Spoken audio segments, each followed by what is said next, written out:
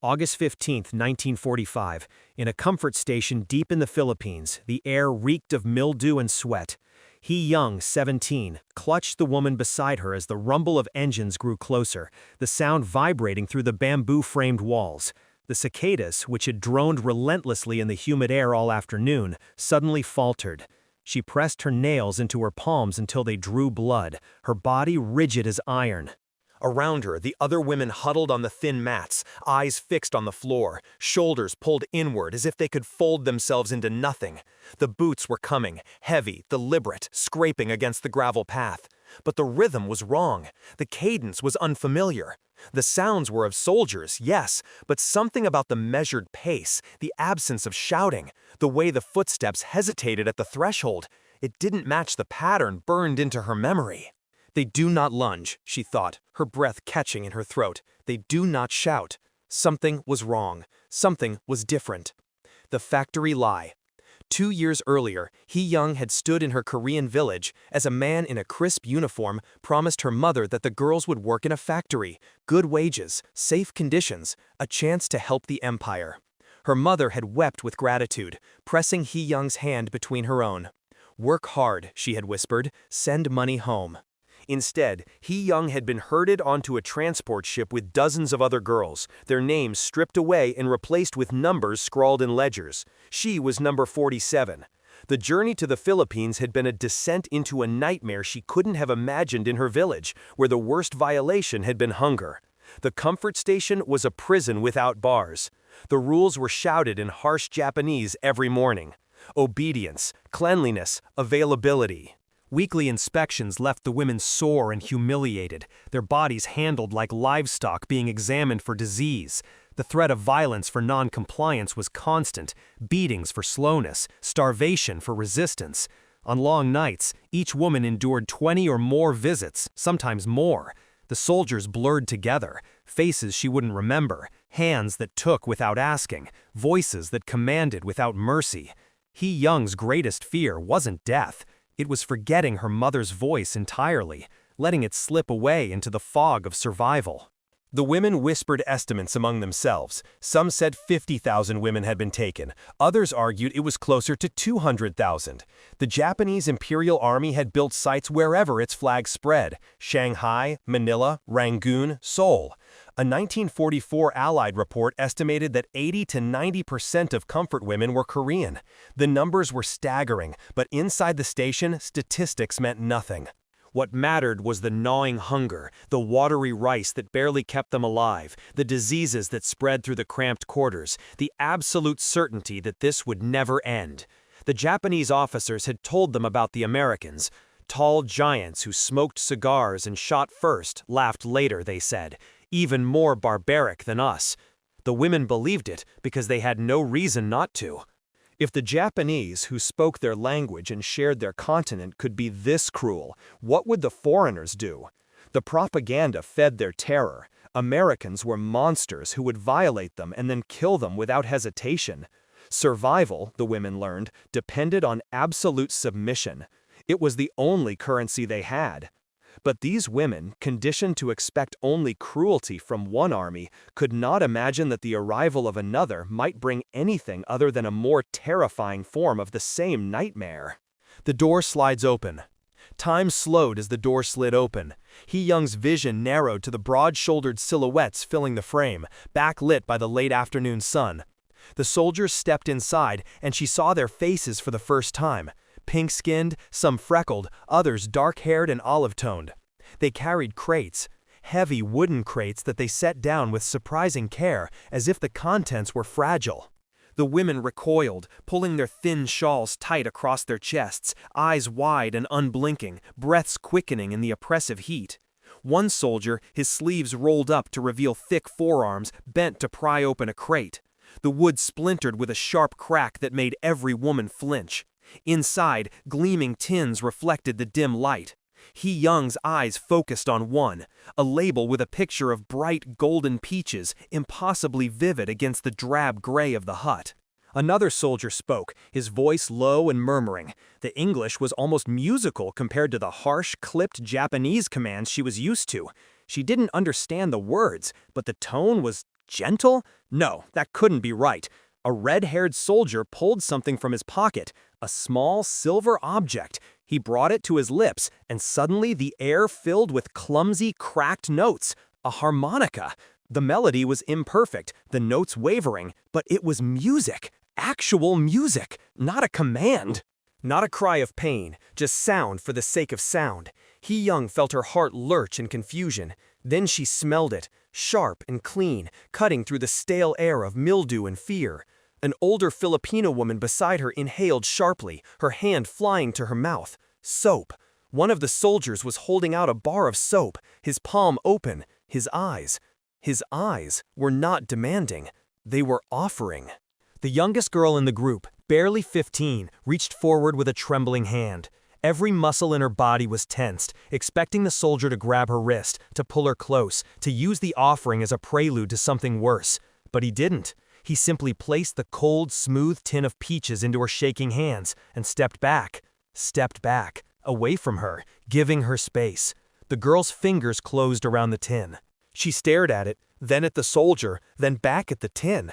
Someone nearby made a small, choked sound. Hee-Young realized it was herself. She saw the soldier hold out the soap, Hee-Young thought, her mind racing to make sense of what she was witnessing.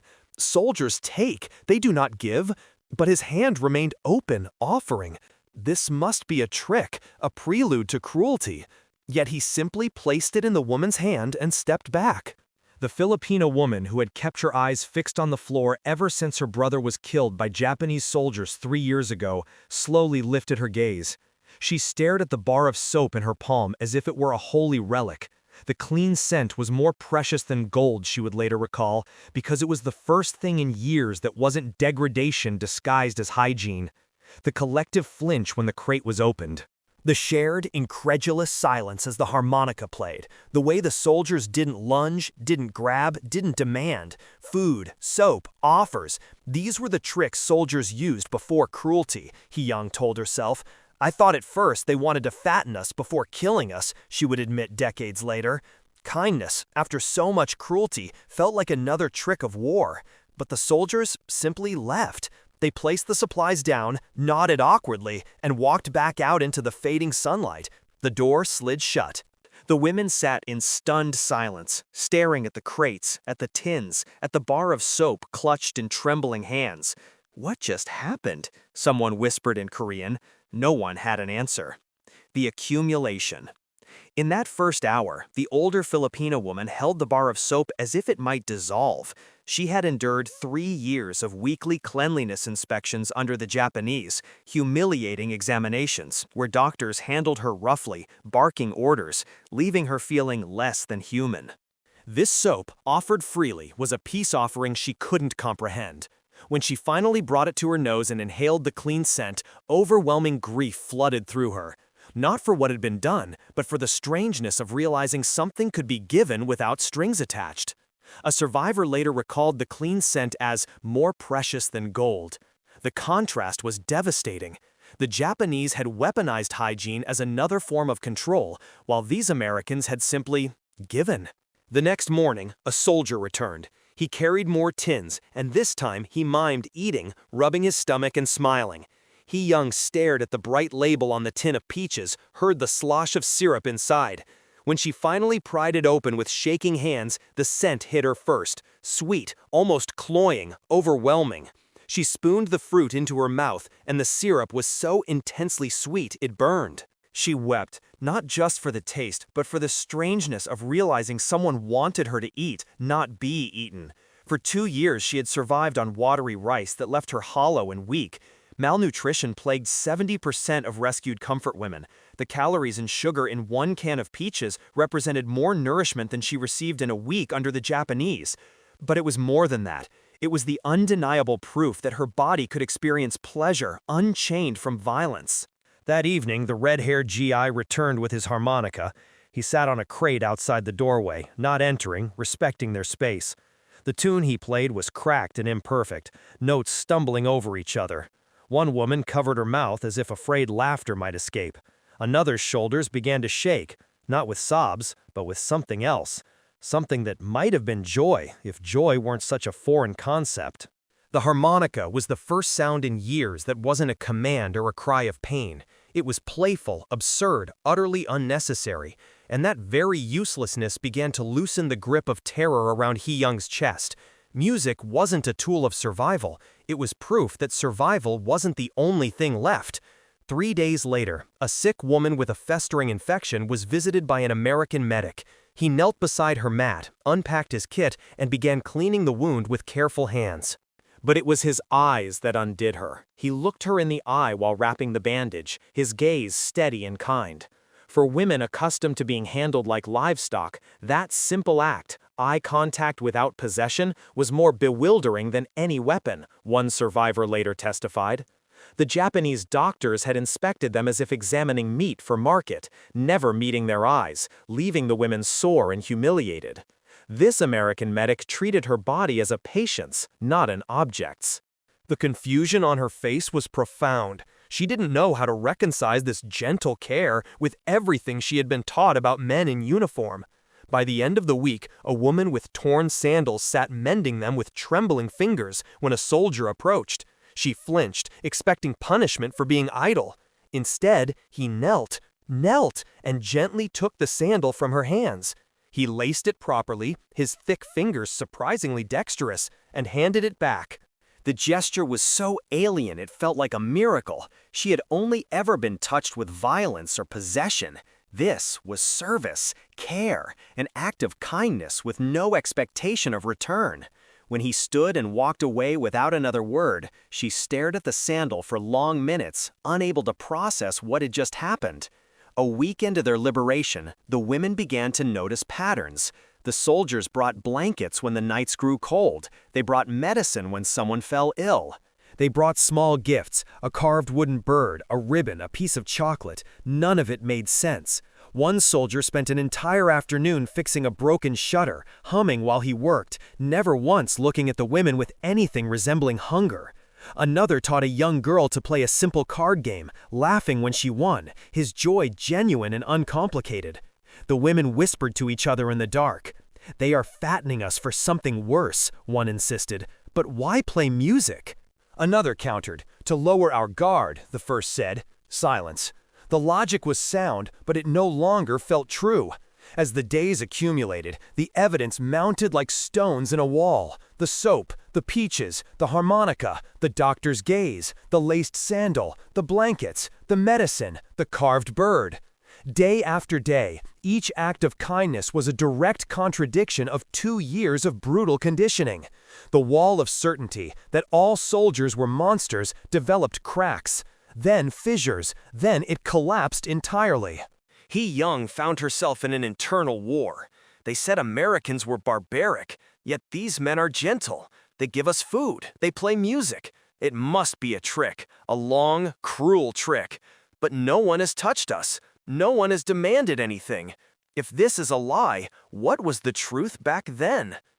He looked me in the eye, a woman who saw the medic said, her voice filled with awe, as if describing a divine vision. "The red-haired one carved a bird for me," another added softly. "He just left it on the step." "They did not even touch us," a third whispered, and around them heads nodded. The transformation was spreading like dawn breaking over the mountains, slow and inexorable. The breaking. The moment came for Hee-Young with the second taste of canned peaches. The first had been too overwhelming, too shocking to fully absorb. But the second time, she let herself feel it. The sweetness burned on her tongue, a physical manifestation of a kindness so profound it was painful to accept. She closed her eyes, and the tears came. Not the silent, survival tears she had learned to cry without sound, but deep, racking sobs that shook her entire body. The spoonful of peaches wasn't just fruit.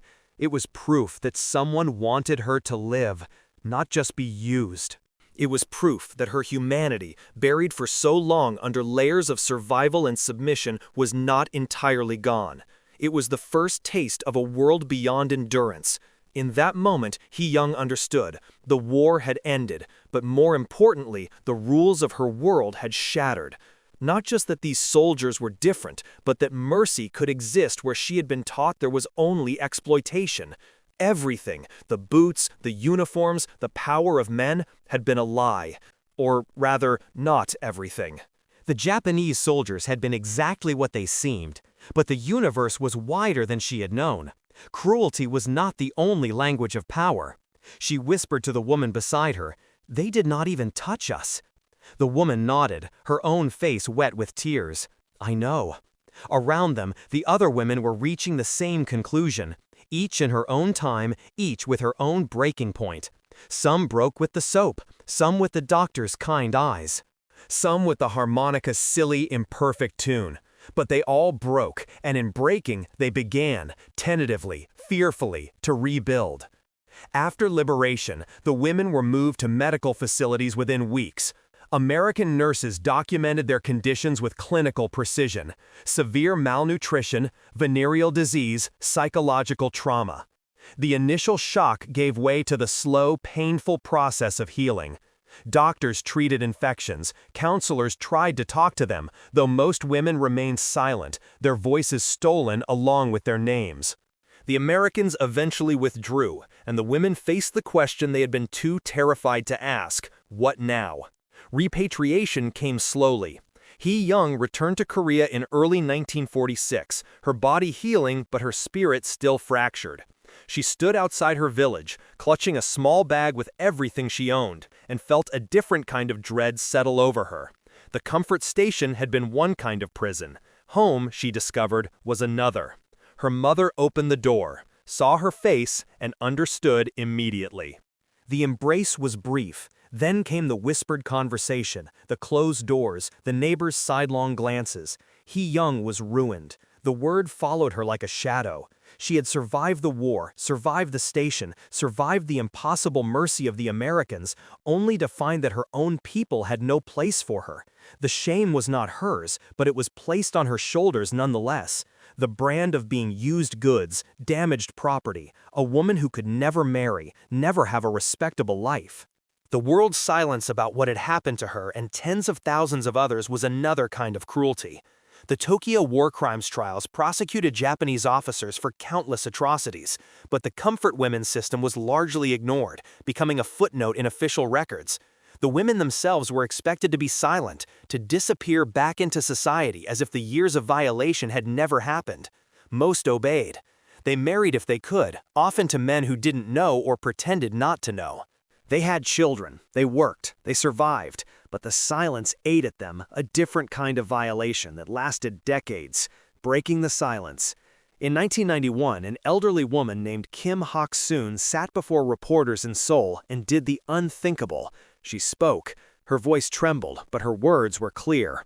"We were treated as less than animals," she testified, her hands folded tightly in her lap. She described the factory lie, the transport ships, the stations, the endless nights. But she also described liberation, and her words echoed those of so many other survivors. But those Americans, they did not even touch us. That absence of violation had become as defining as the abuse itself. For women conditioned to expect that all soldiers took, the Americans' refusal to take was a mercy so profound it rewrote their understanding of humanity. It didn't erase the trauma, it didn't make the years of suffering disappear. But it proved that the world was not uniformly cruel, that kindness could exist even in the machinery of war. Kim Hak-soon's testimony opened the floodgates. Other women came forward, their stories remarkably consistent. The details varied, but the core truth remained. The Japanese had brutalized them, and the Americans had treated them with unexpected humanity. Official U.S. military reports from 1945 documented their condition with clinical detachment, malnutrition rates, disease prevalence, psychological symptoms, but couldn't capture the psychological impact of the mercy they received. How do you quantify the value of a bar of soap freely given? How do you measure the healing power of eye contact that sees a person instead of property? The taste of memory. Hee-Young, now an old woman with silver hair and hands gnarled by decades of work, never forgot the taste of those peaches. She married late, to a widower who didn't ask too many questions. She had children, then grandchildren. She built a life in the ruins of the one that had been stolen from her, but some memories don't fade. Decades later, opening a can of peaches for her grandchildren, the smell of syrup would still bring tears to her eyes. Her grandson once asked why she was crying over fruit. She smiled, touched his cheek, and said simply, "It was the strangest thing. I had forgotten what it felt like for someone to give you something sweet, just for you." She never told him the whole story. The comfort station, the terror, the Americans, it was too much for a child to bear. But she held that memory close, a small light in the darkness of her past. The simple can of peaches had done what no army or government could. In a moment of absolute darkness, it had given her back a piece of her own soul. It was a reminder that history is not only about what was done, but also, sometimes, about what was mercifully left undone. The Americans could have repeated the cycle of violation. They had the power, the opportunity, the precedent set by other occupying forces throughout history, but they didn't. Whether through orders, decency, or simple human compassion, they chose mercy. And for the women who had known only cruelty, that choice was as revolutionary as any battle won, as transformative as any treaty signed. The sweetness of those peaches lingered long after the war ended, a taste of the impossible, that even in humanity's darkest hours, there remained the capacity for unexpected grace.